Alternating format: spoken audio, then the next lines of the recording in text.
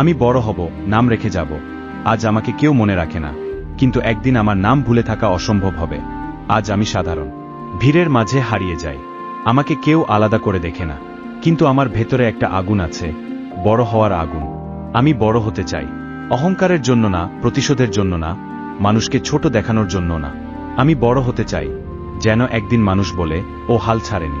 আমি চাই আমার গল্পটা হোক কারো অনুপ্রেরণা। আমি চাই যেদিন আমি থাকব না, আমার কাজ থাকুক, আমার কথা থাকুক, আমার প্রভাব থাকুক।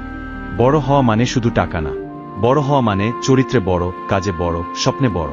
আজ হয়তো আমি ছোট, আজ হয়তো কেউ বিশ্বাস করে না, কিন্তু আমি নিজেকে বিশ্বাস করি। আর যে মানুষ নিজের ওপর বিশ্বাস রাখে, তাকে থামানো যায় না।